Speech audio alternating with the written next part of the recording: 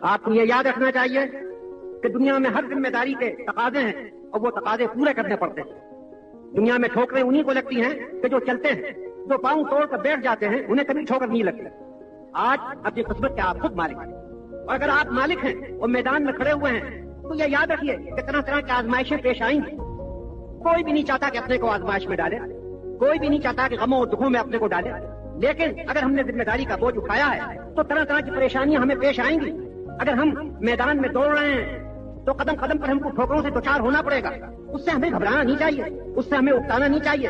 मर्द बनकर उन तमाम जिम्मेदारियों को उठाना चाहिए और उन परेशानियों का मुकाबला करना चाहिए। Hello and welcome to the twist. Indian freedom struggle से जुड़े कई नामों में से मौलाना अबुल कलाम आजाद का नाम शायद कई अन्य लीडर्स से कहीं ज्यादा लोकप्रिय हुआ। आजाद का अखबारों के जरिए एंटी कॉलोनियल कैंपेन चलाने से लेकर गांधी के साथ नॉन कोऑपरेशन मूवमेंट में उनकी अहम भूमिका और आज़ादी के करीबी सालों में इंडियन नेशनल कांग्रेस के प्रेसिडेंट के तौर पर उनका पार्टीशन का पुरजोर विरोध इंडियन सेक्युलरिज्म और नेशनलिज्म समझने के लिए एक बेहद अहम कड़ी है। 11 नवंबर आज़ाद की बर्थ एनिवर्सरी पर सैयदा हमीद मैम और प्रोफेसर अपूर्वानंद सर के साथ आज हम आज़ाद के आइडिया ऑफ इंडिया को जानने की कोशिश करेंगे। Thank you ma'am and sir for joining. Ma'am, हम आपसे शुरुआत करते हैं। आपने आज़ाद की बायोग्राफी पर काफ़ी काम किया, उनको कई सालों तक उन पर मनन किया, उनको पढ़ा। बायोग्राफी लिखते हुए आपका उनसे कहीं गहरा सामना हुआ होगा। Colonial divide and rule policy के अगेंस्ट आज़ाद किस तरह जूझते हैं और फिर गांधी या कांग्रेस के साथ जुड़कर उनका आइडिया ऑफ इंडिया किस तरह उभरता है, उनसे जुड़े कुछ किस्सों के जरिए आप हमें बताएं।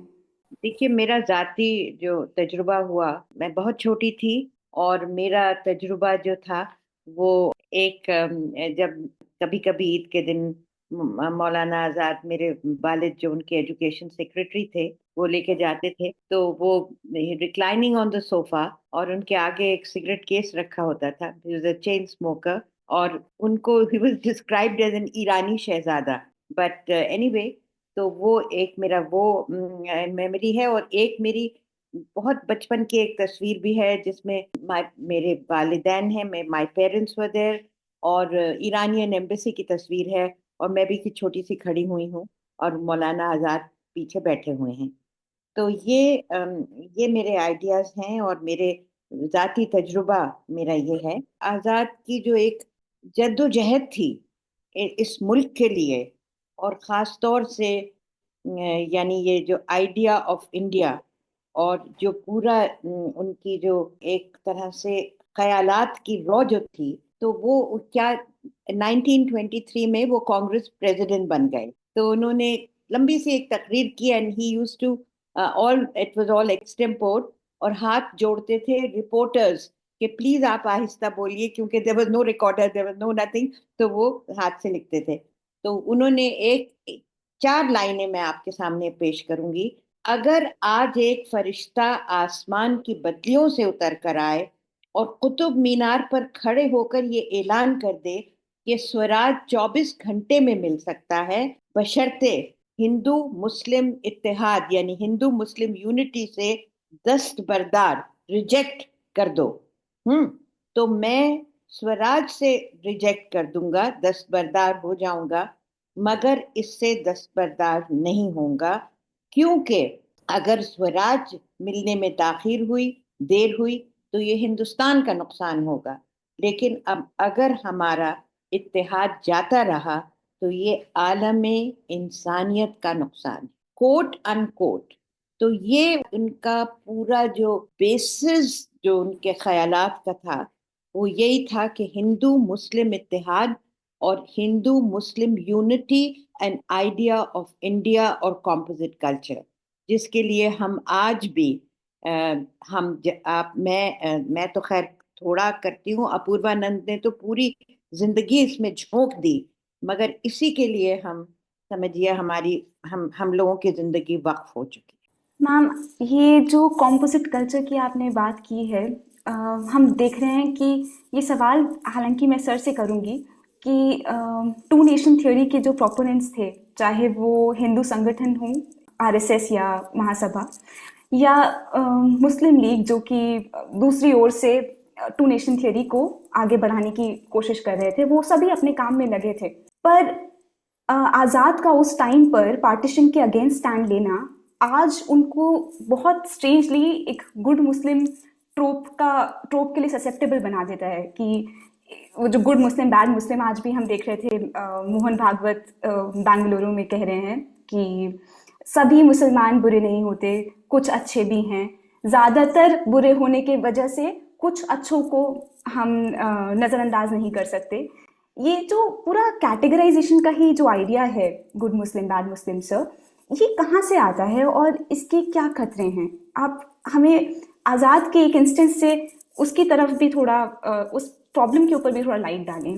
अभी सईदा आपा ने बताया मौलाना आज़ाद के तसव्वुर के बारे में, और यह बात मौलाना आज़ाद ने कही और फिर महात्मा गांधी ने भी कही और बाकी लोगों ने भी कही कि उनके लिए ज़्यादा अहम है लोगों की एकता। हिंदुस्तान की आज़ादी के क्या माने हैं अगर यहाँ के लोग एकजुट होकर न रह सकें? ये दोनों चीज़ें जुड़ी हुई हैं।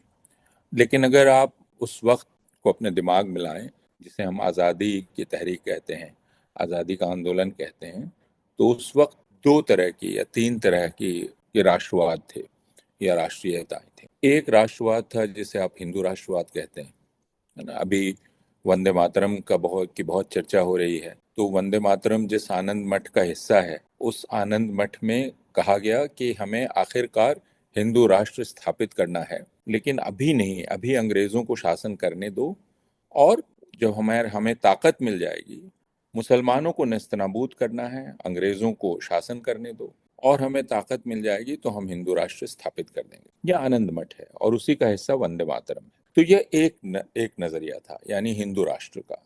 दूसरा नजरिया जो साथ में आया वो ये कि मुसलमान अलग कौम है, तो दो नजरिए। तीसरा नजरिया आया जो था कि नहीं, एक जो मुल्क बनेगा आज़ाद मुल्क, वह सिविक नेशनलिज्म पर आधारित होगा, वो किसी कल्चरल रिलीजियस नेशनलिज्म पर आधारित नहीं होगा।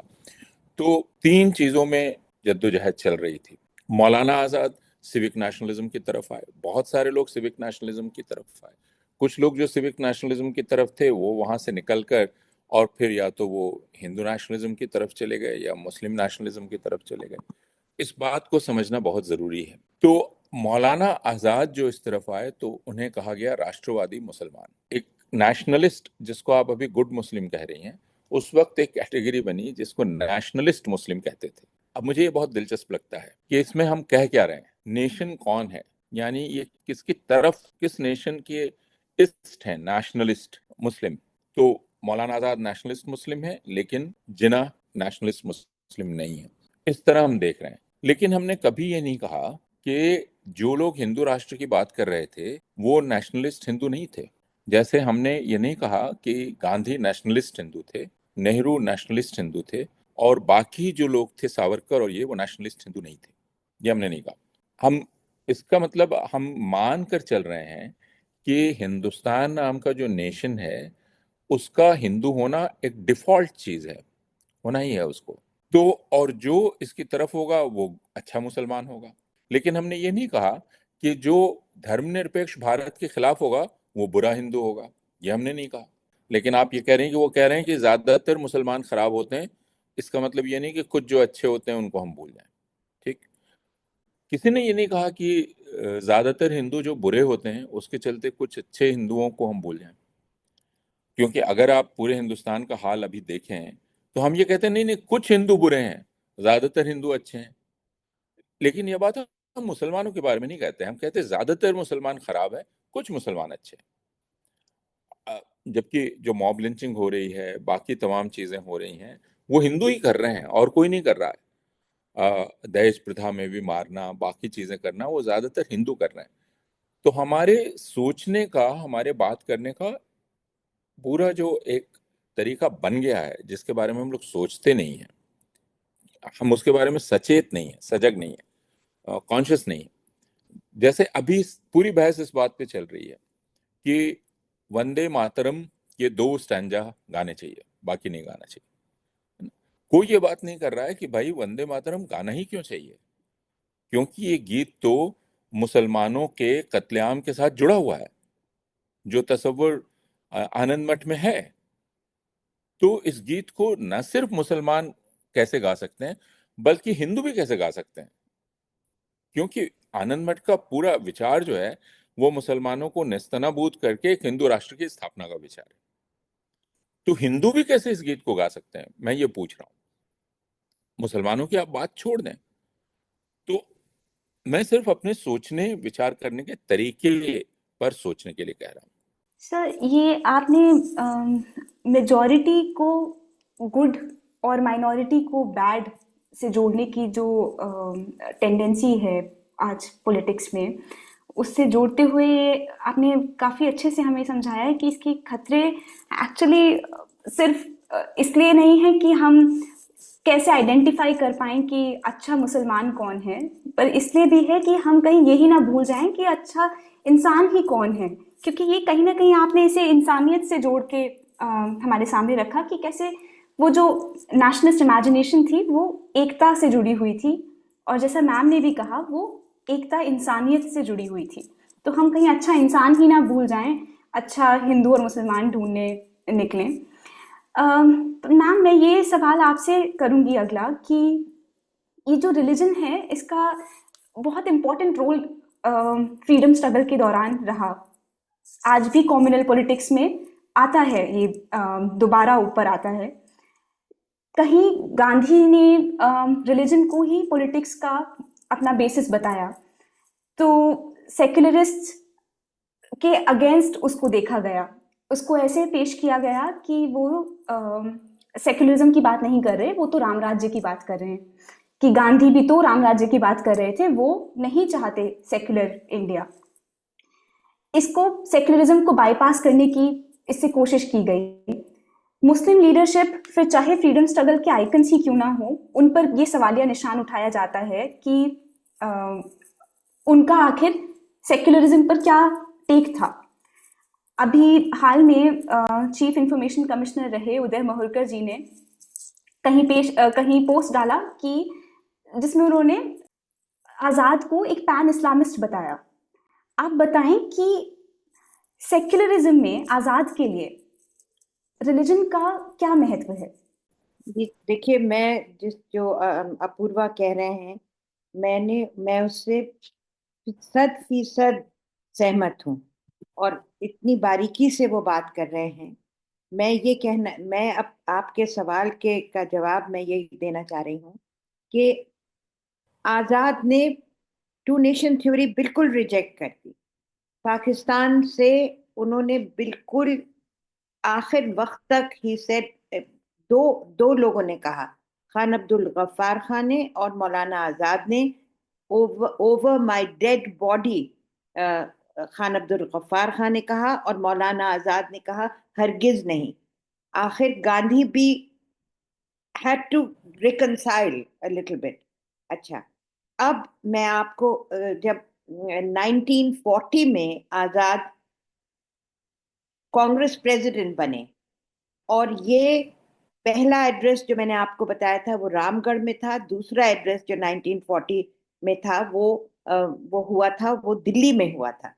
उन्होंने ये कहा कि हिंदू मुसलमानों की बात कर रहे थे, ये हमारा मुश्तरक सरमाया, यानी our joint heritage, our composite culture, हमारी मुतहिदा कौमियत की एक दौलत है, और हम उसे छोड़कर उस जमाने की तरफ लौटना नहीं चाहते जब हमारी ये मिली जुली जिंदगी शुरू नहीं हुई थी। मैं हम में अगर ऐसे हिंदू दिमाग हैं जो चाहते हैं कि 1000 पहले की हिंदू जिंदगी को वापस लाएं, तो उन्हें मालूम होना चाहिए कि वो एक ख्वाब देख रहे हैं और वो कभी पूरा होने वाला नहीं है। इसी तरह अगर ऐसे मुसलमान दिमाग मौजूद हैं जो चाहते हैं कि अपनी गुजरी हुई तहजीब और माशरत को फिर से ताज़ा करें, जो 1000 पहले ईरान और वेस्ट सेंट्रल एशिया से लाए थे, तो मैं उनसे ये कहूँगा कि वो इस ख्वाब से जिस कदर जल्द बेदार हो जाएं तो बेहतर है, क्योंकि this is an unnatural imagination. मुतहिदा कौमियत, Azad was stood all his life for the same thing that we are standing for in जो इस वक्त हालात हैं हम मुत्तहिदा कौमियत के लिए, हम यूनिटी इन डाइवर्सिटी के लिए, हम इस स्ट्रगल में हम इस वक्त मुलविस हैं. We are involve in the struggle of this मिली जुली तहजीब, and this is the strength. Maulana Azad rejected two nation theory completely. Gandhi was the most sensitive and the most humanitarian human being. तो मैं ये नहीं कहती कि गांधी ने वो जो भी अपना राम राज्य वगैरह, अपना हरिजन और सारे वो अपने जर्नल्स वगैरह निकालते थे, मगर दर्द दिल उनका इतना था कि कभी यानी या नवाखली या जो भी जिस जगह भी वो जाते थे, वो मुसलमानों के हक में और मुसलमानों के लिए वो जान, और आखिर में तो वो पाकिस्तान जाने को तैयार थे जब उनका कत्ल हो गया उस वक्त. तो मैं ये समझती हूँ कि दोनों एक तरह से वो अपने तरीके से. और हाँ, एक बात मैं और कह दूं कि Maulana Azad was a very devoted and a very erudite Muslim. मगर वो इस्लाम का हवाला देके कहते थे कि बेदार हो जाओ मुसलमानों, डोंट, गफलत में ना पड़ो, गलतियां ना करो, ट्राई टू इस्लाम के प्रिंसिपल्स पे अमल करो. इतना मुसलमानों को वो डांटते थे. जामा मस्जिद की सीढ़ियों पे खड़े होके उन्होंने 1947 में मुसलमानों को लताड़ा, बिकॉज दे सेड कि जब मैंने कुछ कहा तो मेरी जबान काट ली तुमने, और अब तुम you are thinking of going on the other side, अब तुम सरहद पार करना चाहते हो. दिस कंट्री इज योर्स, ये मुल्क तुम्हारा है, और तुम्हारे बगैर इस मुल्क का जो हेकल है वो पूरा नहीं हो सकता, दुरुस्त नहीं हो सकता. ये मौलाना आजाद का प्रिंसिपल था, और ये मौलाना आजाद का एक अकीदा था, हिज फेथ. ये मिली जुली तहजीब मैम जो आपने बात कही, ये कितनी ब्यूटीफुली हमें हिस्ट्री और कल्चर दोनों से जोड़ती है. और ये कल्चर हिस्ट्री के बिना नहीं है, ये कोई इमेजिनेशन का सिर्फ इमेजिन्ड नहीं है, ये हमारी हिस्ट्री का पार्ट है कि हम जब मिलजुल के रह चुके हैं इतने सालों से, तो अब इस तरह की बात करना अननेचुरल है. ऐसा कोई कहने वाला होना, जैसे आपने कहा लताड़ना, उन्होंने लताड़ा मुसलमानों को या जो लोग पार्टीशन के साथ खड़े थे उनको, ये कितना ज़रूरी है ये हम आज के समय में देख ही रहे हैं कि जहाँ इस तरह प्रिंसिपल्स के साथ खड़े होने वालों को किस तरह परेशान किया जाता है. उसके तो बस एग्जाम्पल्स ही नहीं हैं, इतना ज़्यादा इसके बारे में सुनने को मिलता है. सर, इस बात को मैं एजुकेशन से जोड़ते हुए कि कैसे कहीं सीख देना कितना इम्पोर्टेंट है, मैं इसको एजुकेशन से जोड़ते हुए ही आपसे पूछूंगी कि how education was never N eligibility for political participation in India. फिर चाहे रिप्रेजेंटेशन की बात हो कि हमारे नेता कौन हो सकते हैं, या हमारी जिन पर सरकार को जवाबदेह ठहराने की जिम्मेदारी है, ना सिर्फ वोट डालने की. तो फिर ये कहना कि आज़ाद फॉर्मली एजुकेटेड नहीं थे, तो फिर उन्हें इंडिपेंडेंट इंडिया का फर्स्ट एजुकेशन मिनिस्टर कैसे बना दिया गया. ये बातें मैं सोशल मीडिया से, सच कहूँ तो ट्विटर से जिस तरह की नेगेटिव पोस्ट्स सामने आते हैं, मैं वहाँ से पूछ रही हूँ ये सवाल आपसे कि इसको कैसे समझा जाए जब कोई इस तरह क्या रिटोरिक सामने रखता हो आज़ाद के अगेंस्ट. हाँ, अव्वल तो एक बात यह समझनी चाहिए कि जो हमारे संविधान ने कहा, और उसके पहले यह उसूल दरअसल हिंदुस्तान की आज़ादी की तहरीक से निकला कि हम हर शख्स को इस तरह मानते हैं कि उसके पास एक अक्ल है, वह भले और बुरे का भेद कर सकता है या कर सकती है ना. और दूसरे कि हम जिसे औपचारिक शिक्षा कहते हैं, औपचारिक शिक्षा, और वह भी हम औपचारिक शिक्षा को मानते हैं यूनिवर्सिटी की तालीम, यानी बीए, एमए, पीएचडी वगैरह, उसको हम तालीम याफ्ता मानते हैं. लेकिन फ़र्ज़ कीजिए किसी दूसरी तरफ से अगर किसी ने तालीम ली है तो उसे हम मानेंगे या नहीं कि वह तालीम याफ्ता है. एक जिसने इस व्यवस्था से शिक्षा नहीं ली है। तो पहली बात तो ये, और इस तरह मौलाना आजाद के पास तालीम नहीं थी, ये कोई अहमक ही कह सकता है कि मौलाना आजाद से ज्यादा जुबानें जानने वाला। Ahmed is a good one. हाँ, और Ahmed is a ये good one. क्या, तो मुझे अक्सर लगता है कि लोग ये नहीं जानते हैं कि मौलाना आजाद कितनी जुबानें जानते थे।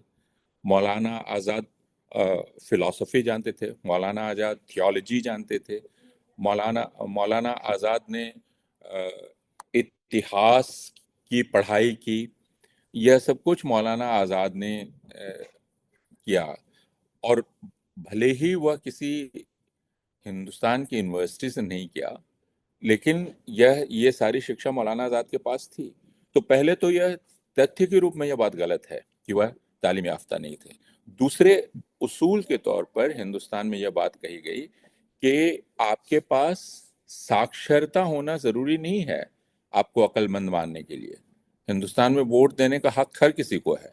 वोट देने का मतलब ही है अकल से काम लेना, कि आप अपने मुल्क का, अपने समाज का भला बुरा सोच सकते हैं, अच्छे बुरे फर्क कर सकते हैं। यही तो तालीम सिखाती है आपको। और अगर आप एमए पीएचडी की डिग्री लेकर भी ये नहीं समझ पाते कि कौन इस मुल्क का भला कर सकता है, तो आपको मैं कैसे शिक्षित मानूं, कैसे तालीम याफ्ता मानूं? तो एक ऐसा व्यक्ति जिसको अक्षर का ज्ञान नहीं है लेकिन जानता है कि भला समाज क्या होता है, वो बेहतर है। दूसरे, ये हिंदुस्तान के इतिहास में, जैसे हिंदुस्तान का जो सबसे अधिक सुशासित राज्य रहा है वो कौन सा है अभी भी, सबसे विकसित उस लिहाज से, आर्थिक लिहाज से, वो तमिलनाडु है। लेकिन तमिलनाडु आज से तो नहीं है। जिस वक्त तमिलनाडु के मुख्यमंत्री कामराज थे, उस वक्त वह बाकी राज्यों से आगे बढ़ा हुआ था। और कामराज अगर औपचारिक शिक्षा के लिहाज से देखें तो कहीं नहीं थे। और नेहरू ने कहा कि उनको कोई औपचारिक रूप से शिक्षित नहीं कह सकता, लेकिन कामराज ने जिस अक्लमंदी के साथ शासन चलाया है तमिलनाडु का, वो किसी और ने नहीं चलाया। तो इसलिए आपके पास औपचारिक शिक्षा, औपचारिक डिग्री का होना जरूरी नहीं है, बल्कि आपके पास यह अकल होना जरूरी है कि आप डिग्री वालों से काम कैसे लेते हैं। आप पहचान पाते हैं कि नहीं कि कौन सा अर्थशास्त्री आपके लिए, आपके राज्य के लिए काम कर सकता है, कौन सा समाजशास्त्री आपके काम आ सकता है, कौन सा वैज्ञानिक काम आ सकता है। इसके लिए किसी औपचारिक तालीम की जरूरत नहीं है। लेकिन जैसा मैंने कहा कि मौलाना आजाद के बारे में तो यह बात फैक्चुअली गलत है, क्योंकि क्या आप मौलाना आजाद की तरह अरबी बोल सकते थे? क्या आप मौलाना आजाद की तरह लिख सकते थे? वो बाकायदा एक अखबार चलाते थे और बहुत कम उम्र से एक अखबार चलाते थे। वह क्या कोई ऐसा व्यक्ति चला सकता है जो लिखना पढ़ना नहीं जानता हो? है ना। उन्होंने गणित की शिक्षा ली थी, उन्होंने अलजेब्रा की शिक्षा ली थी, उन्होंने ज्योमेट्री की शिक्षा ली थी, अंग्रेजी भी उन्होंने सीखी थी ना। तो ये सारी शिक्षा उनके पास थी। इसलिए जैसा मैंने कहा कि आजकल का एक पूरा रिवाज हो गया है कि हम एक अफवाह उड़ा देते हैं और बाकी लोग उस अफवाह में इसलिए यकीन करते हैं कि उन्हें मन करता है उसमें यकीन करने का। तो हमें मन करता है यह मानने का कि मौलाना आजाद पढ़े लिखे थे ही नहीं। तो हम जितने हिस्टोरिकल फैक्ट्स हैं ना, तो उनको क्योंकि वो हमें पता भी नहीं है और हम जानना भी नहीं चाहते हैं। तो जैसा मैंने कहा कि अहमक हम हैं, कोई और नहीं है। सर, इस पर शायद फिर कभी और चर्चा करेंगे कि हमारा मन ही क्यों करेगा ये मानने का, या हम क्यों नहीं जानना चाहेंगे। ये भी काफ़ी इंटरेस्टिंग है। बट फिलहाल आज आप दोनों ने बहुत ही पोइटिकली ये डिस्कशन हमारा हो पाया, उसके लिए thank you so much. And इतने कम टाइम में ma'am and sir, I will just conclude the discussion with this. आज जहाँ सेक्युलरिज्म को एक पेजोरेटिव या निंदात्मक सेंस में हिंदुओं के खिलाफ मुस्लिम अपीजमेंट का मुद्दा बनाया जाता है, कॉम्युनलिज्म की पॉलिटिक्स के खतरों से सजग करता है, उम्मीद है आज़ाद को याद करते हुए हम उस आइडिया ऑफ इंडिया पर फिर से गौर करेंगे। Thank you and stay tune to the trust. शुक्रिया। बहुत बहुत शुक्रिया।